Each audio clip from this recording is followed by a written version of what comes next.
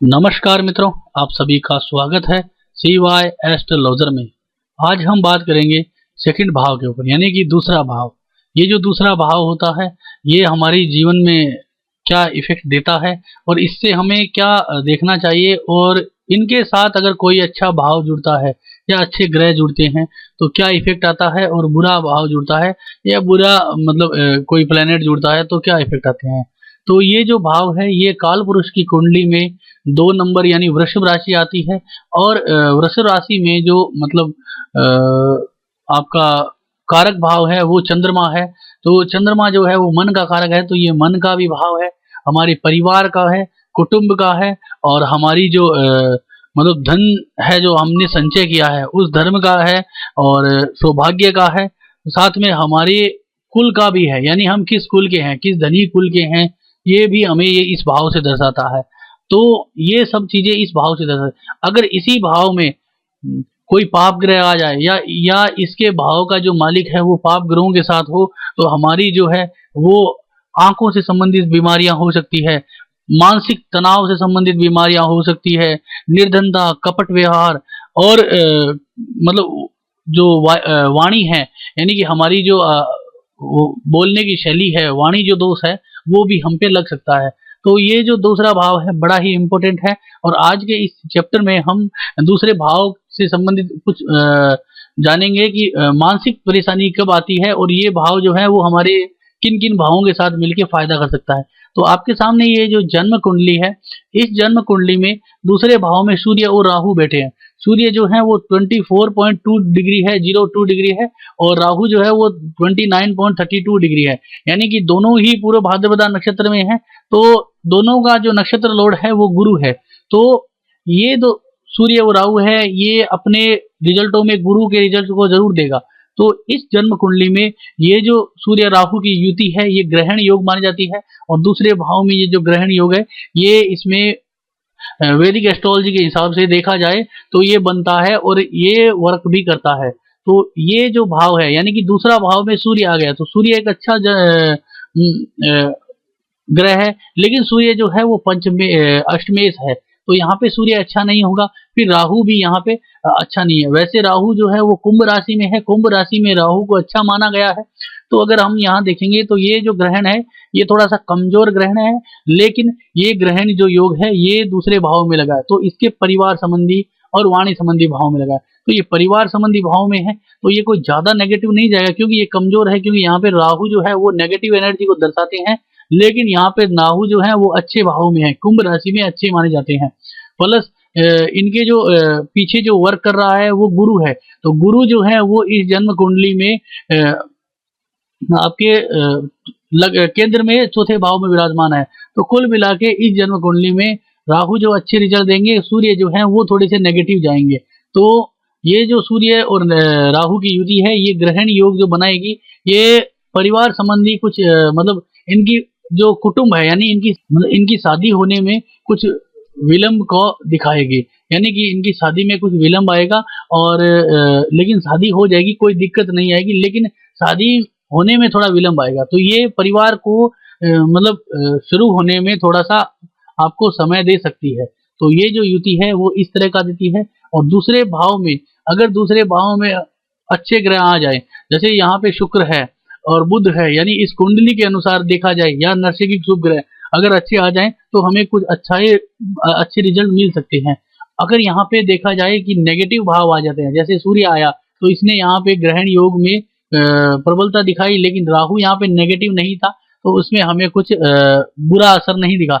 मान लीजिए यहीं पे राहु ना होता तो सूर्य जो है यहाँ पे बहुत बुरा रिजल्ट दे सकता था। लेकिन ये चीजें हमें जन्म कुंडली में नक्षत्रों पे जाके देखनी पड़ेगी, और इसके लिए हम भावों के सिग्निफिकेटर भी देख सकते हैं। इन सिग्निफिकेटरों में हमें ज्यादातर चीजें पसंद समझ में आ जाएगी। तो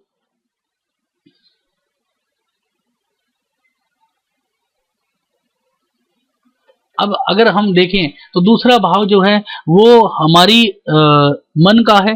तो मन से रिलेटेड ये चीज आप देख सकते हो कि अगर यही दूसरा भाव छठे भाव के साथ संबंध बना लेता है और छठे के साथ आठवें को संबंध बनाता है, तो आपको मानसिक परेशानियां, यानी मानसिक तनाव और डिप्रेशन का सामना करना पड़ सकता है। जैसे कि यहाँ पे आप देखिए सूर्य जो है वो 8वें घर का रिजल्ट देता है और दूसरे घर में बैठा है और बुध के उप नक्षत्र में है, तो बुध से छठा घर और पहला घर इन्होंने काउंटिंग में लिया। तो ये चीजें ये दर्शाती है कि सूर्य जब भी इनकी अंतर दशाओं में महादशाओं में आएगा तो इनको डिप्रेशन क्रिएट करेगा।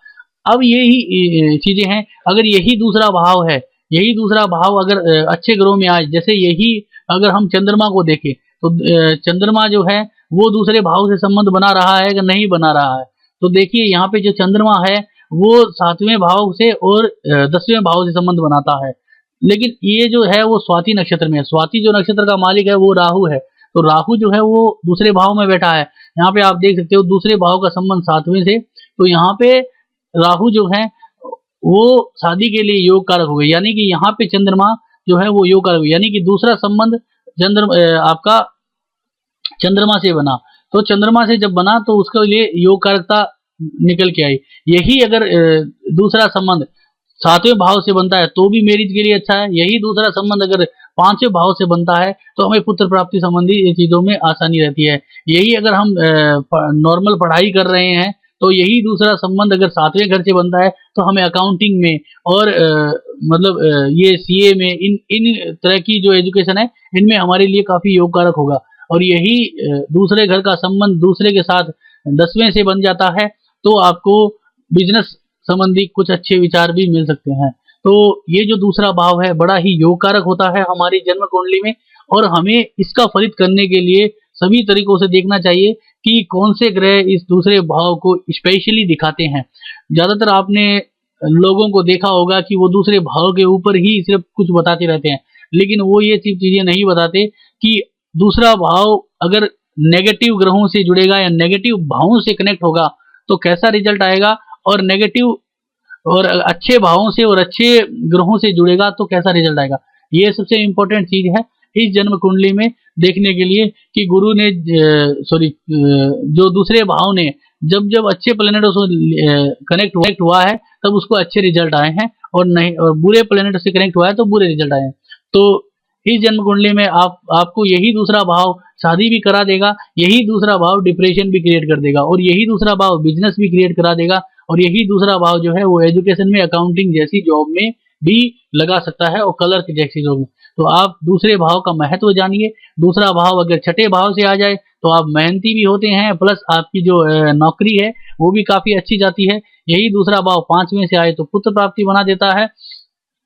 यही दूसरा भाव अगर 8वें से आए और उसके साथ अगर छठा भी कहीं ऐड हो जाए तो आपको डिप्रेशन भी क्रिएट कर सकता है। यही दूसरा भाव अगर 9वें भाव से आए तो उच्च शिक्षा में जाने के भी योग बनते हैं। यही दूसरा भाव अगर 11वें भाव में आए तो आपको लाभ संबंधी हर तरह के लाभ मिलने की आशाएं जन्म लेती है।